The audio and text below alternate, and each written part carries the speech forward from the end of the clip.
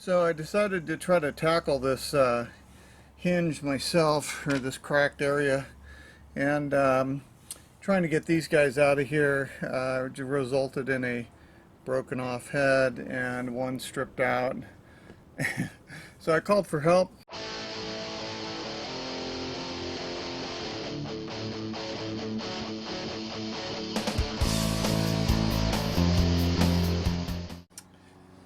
Okay, I had another buyer walk on a deal for buying this boat, and this is the reason why.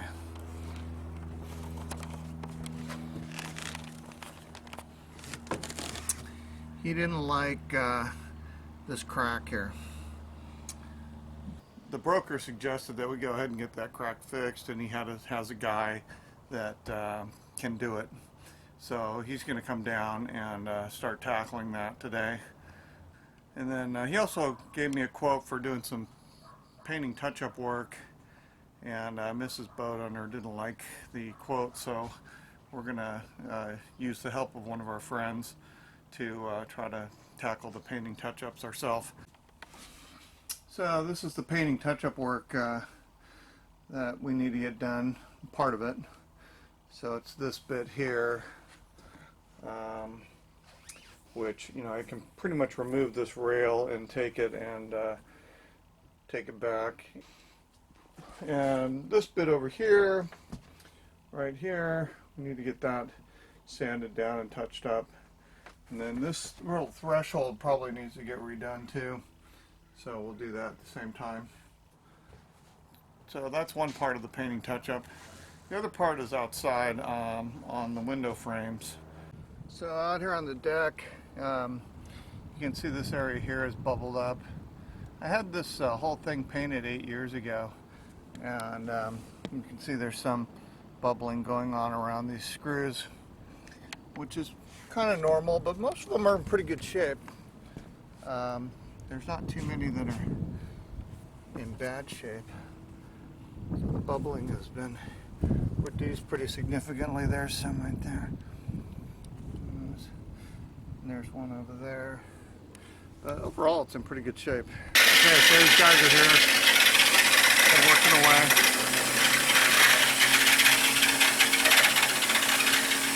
Finally getting it done.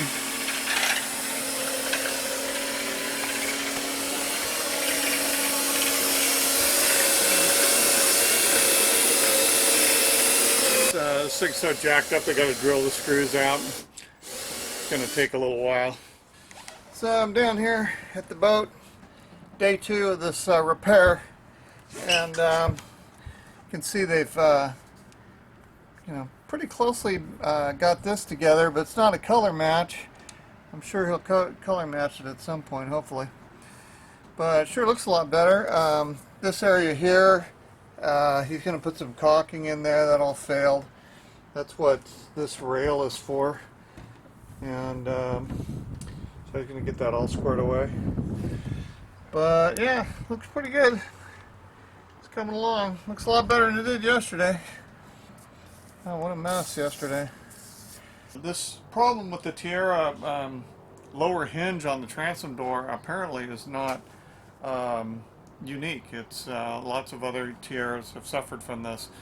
And basically what happens is the backing plate for the lower hinge, there's 2 backing plates, one for the upper hinge and one for the lower hinge. The lower hinge backing plate, which is made out of aluminum, gets water ingress in it, and it can come from any area, and when it gets water in there, it swells the plate swells the fiberglass cracks, and opens it up, and then even more water can get in if you don't catch it. So glad to see it's getting fixed finally. And it's just sad that I lost a buyer for the boat because of that.